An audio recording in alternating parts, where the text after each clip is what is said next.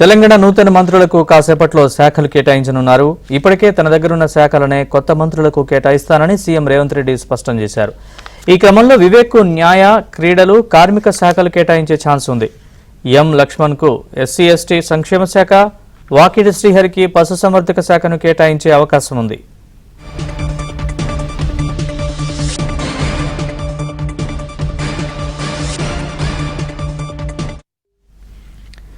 కొత్త మంత్రులకు కాసేపట్లో శాఖల కేటాయింపు చేయనున్నారు. దీనికి సంబంధించిన పూర్తి వివరాలని మా ప్రతినిధి నర్సింగ్ అడిగి తెలుసుకుందాం. నర్సింగ్, చెప్పండి పూర్తి వివరాలు.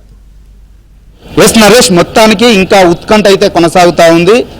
మంత్రులు ప్రమాణ స్వీకారం చేసి కొత్తగా 3 మంత్రులు ప్రమాణ స్వీకారం చేసి 3 రోజులు అవుతుంది. వారికి ఏ శాఖలు కేటాయిస్తారనేటువంటిది ఇంకా సస్పెన్స్గానే ఉంది. సో దానిపైన ఒక ఉత్కంఠనైతే కొనసాగుతుంది. వారంతా కూడా మంత్రులుగా ప్రమాణ స్వీకారం చేసినటువంటి 3 కూడా ఎంతో ఆతృతగా ఆసక్తిగా ఎదురు చూస్తున్నారు.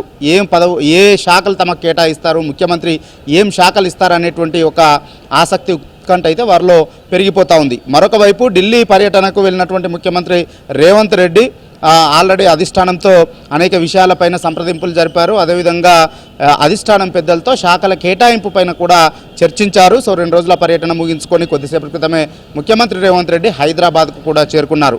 సో ఈ నేపథ్యంలో, ఈ పర్యటన నేపథ్యంలో ఇన్ని రోజుల పాటు జరిగినటువంటి ఒక చర్చకైతే తెరపడింది. హస్తిన వేదికగా ముఖ్యమంత్రి రేవంత్ రెడ్డి ఆ చర్చకు తెరదించారు.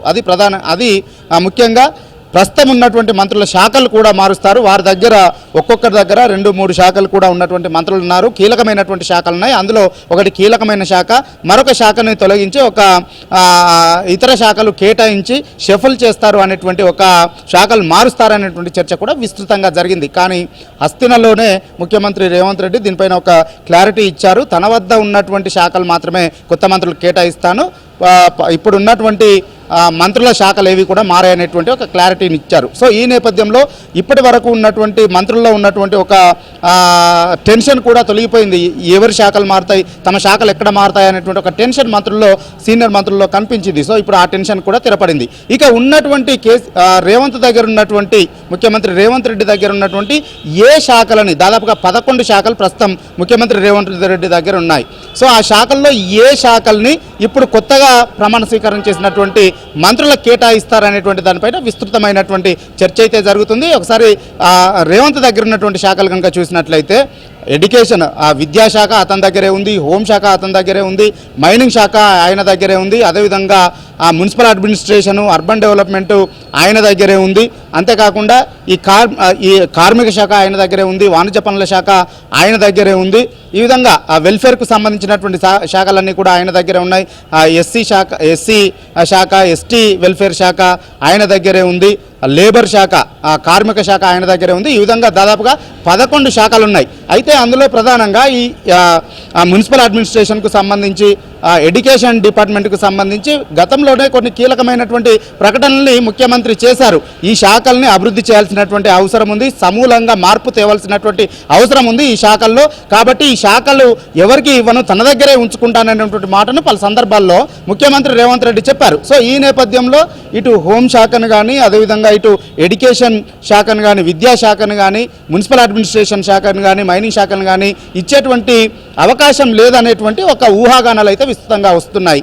ఇక మిగిలినటువంటి శాఖల్లో మిగిలిన శాఖల్ని మాత్రము ఈ 3 మంత్రులకి కేటాయించేటువంటి అవకాశం ఉందనేటువంటి చర్చ జరుగుతుంది. అందులో ప్రధానంగా గడ్డం వివేక్కి స్పోర్ట్స్ అండ్ యువజన సర్వీసులతో పాటుగా లేబర్ శాఖ, కార్మిక శాఖ, అదేవిధంగా న్యాయశాఖల్ని కేటాయించేటువంటి అవకాశం ఉందనేటువంటి చర్చ విస్తృతంగా ప్రభుత్వ వర్గాల్లో జరుగుతూ ఉంది. ఇక దాంతో పాటుగా ఇటు అడ్లూరి లక్ష్మణ్, ఉమ్మడి కరీంనగర్ జిల్లా ధర్మపురి నియోజకవర్గం నుంచి ప్రాతినిధ్యం వహిస్తున్నటువంటి అడ్లూరు లక్ష్మణ్ కూడా ఇటీవల ప్రమాణ స్వీకారం చేశారు. ఆయన కూడా తనకు ఏ శాఖలు కేటాయిస్తారనేటువంటి ఉత్కంఠగా ఎదురు చూస్తూ ఉన్నారు. సో ఆయనకి వెల్ఫేర్కు సంబంధించినటువంటి శాఖలు కేటాయించేటువంటి అవకాశం ఉన్నట్లుగా చర్చ జరుగుతూ ఉంది. ఎస్సీ వెల్ఫేరు, అదేవిధంగా ఎస్టీ వెల్ఫేర్ శాఖలు కేటాయించవచ్చు అనేటువంటి చర్చ ఇటు ప్రభుత్వ వర్గాల్లో, అటు పార్టీ వర్గాల్లో కూడా, పొలిటికల్ సర్కిల్స్లో కూడా విస్తృతంగా జరుగుతూ ఉంది. ఇక మరొక మంత్రి వాకటి శ్రీహరికి పశుసంవర్ధక శాఖతో పాటుగా మరొక శాఖను కేటాయించేటువంటి అవకాశాలు ఉండొచ్చు అనేటువంటి చర్చ ఇప్పుడు చక్కర్లు కొడతా ఉంది. సో చూడాలి మరి. అయితే చర్చ ఏ విధంగా జరిగినప్పటికీ ఇప్పటికే ముఖ్యమంత్రి రేవంత్ రెడ్డి శాఖల కేటాయింపు చేసి రాజ్భవన్కు ప్రతిపాదనలు కూడా పంపించినట్లే తెలుస్తూ ఉంది. రాజ్భవన్ ఆమోదంతో శాఖల కేటాయింపు జరుగుతుంది కాబట్టి ఇప్పటికే రాజ్భవన్కు ప్రతిపాదనలు పంపించినట్లుగా తెలుస్తూ ఉంది శాఖలు కేటాయిస్తూ. సో మొత్తానికి ఈ ప్రచారం ఏ విధంగా ఉన్నప్పటికీ ఈ రోజు రాత్రి వరకు అయితే ఈ శాఖల కేటాయిస్తూ అధికారికంగా ఉత్తర్వులు ప్రకటన వెలువడేటువంటి అవకాశం ఉంది. Naresh, right, thanks for the update nursing.